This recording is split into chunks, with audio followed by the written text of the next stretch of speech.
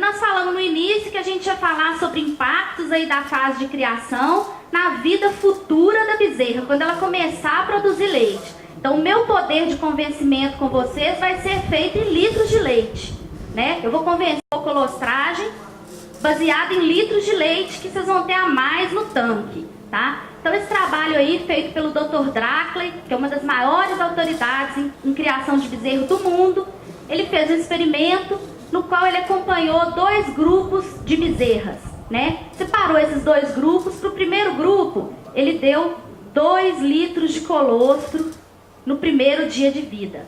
Para o segundo grupo, ele deu 4 litros de colostro no primeiro dia de vida, tá? E acompanhou essas bezerras até a segunda lactação dessas bezerras, tá? Elas cresceram, foram inseminadas, pariram, tiveram a primeira lactação e a segunda lactação, e esse grupo de pesquisadores acompanhando essas bezerras. E o que eles concluíram com esse trabalho?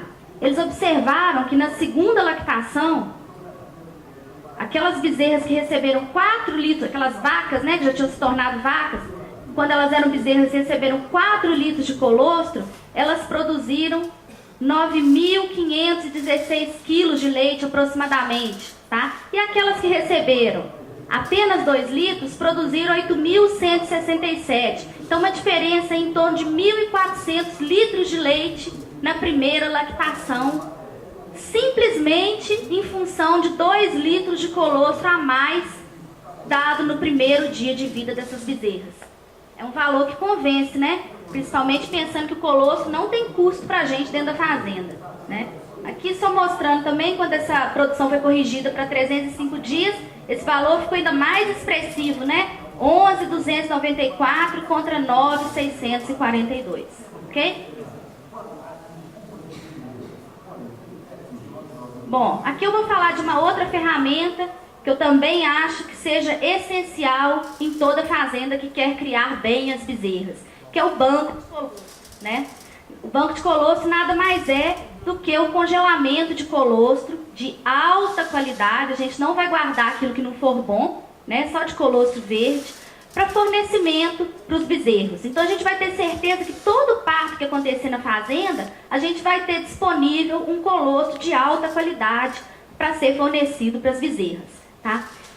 Essas fotos aí, né, mostrando as garrafas PET de 2 litros e outros recipientes, né, mas principalmente as garrafas PET de 2 litros, era o tipo de banco de colostro mais comum que a gente via nas fazendas, o tipo de recipiente mais utilizado para congelar o colostro, até muito tempo, acredito que até hoje ainda seja, né, as garrafas PET 2 litros. O que as pesquisas mais recentes têm mostrado? Quando a gente coloca esse colostro dentro da garrafa e coloca para congelar, né, no freezer, o que acontece? Ele vai demorar um tempo X até que ele atinja a temperatura de congelamento, né?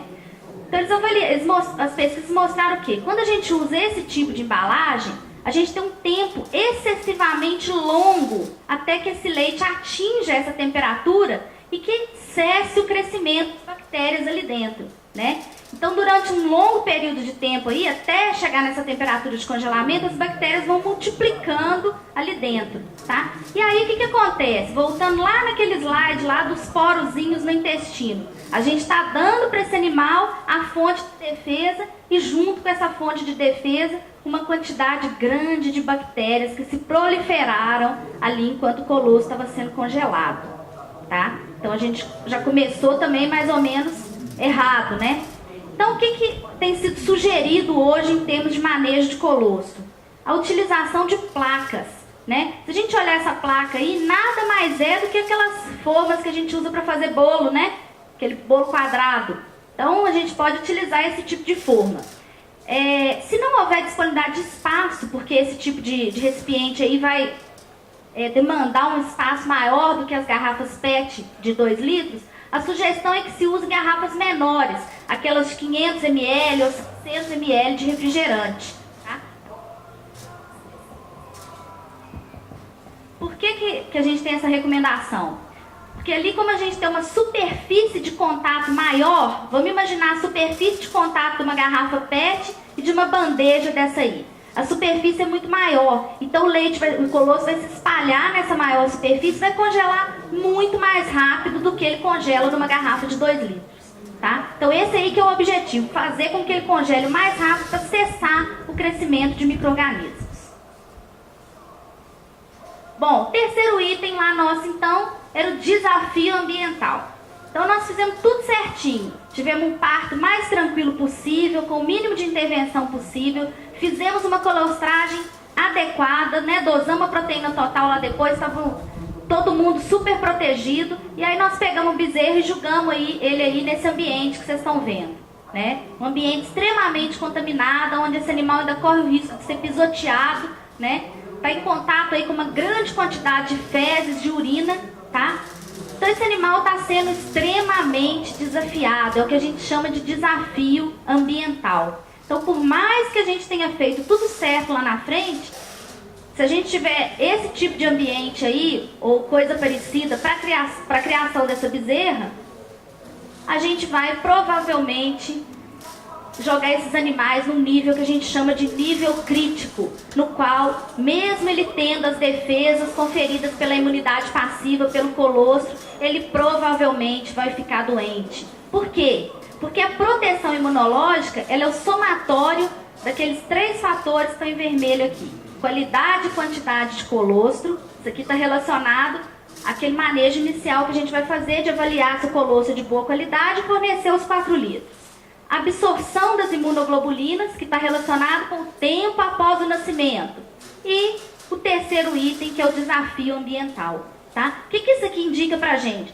Qualquer um desses 3 itens aqui que não estiver bem manejado, essa proteção vai estar comprometida. Tá?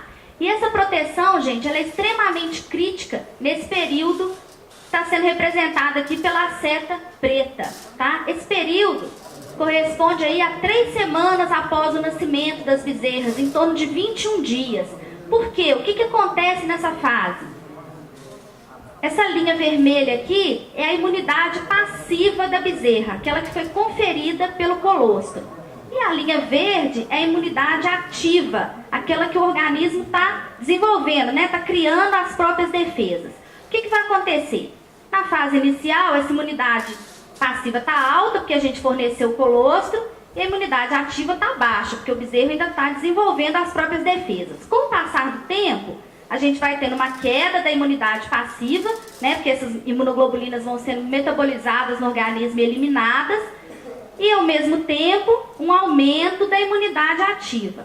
Só que a gente chega nesse ponto aqui, que são os 21 dias após o nascimento aproximadamente, aonde a gente ainda não tem uma imunidade ativa considerada protetora, e a imunidade passiva já caiu para um nível que também não é protetor. Então não é por acaso que em toda fazenda essa é a fase onde a gente tem mais ocorrência de doenças, principalmente diarreias e pneumonias. Tá? Então em toda a fase de criação a gente tem que estar atento a esse desafio ambiental, mas nessa fase aqui principalmente, que é onde a gente vai ter essa maior ocorrência de doenças e desse nível crítico protetor.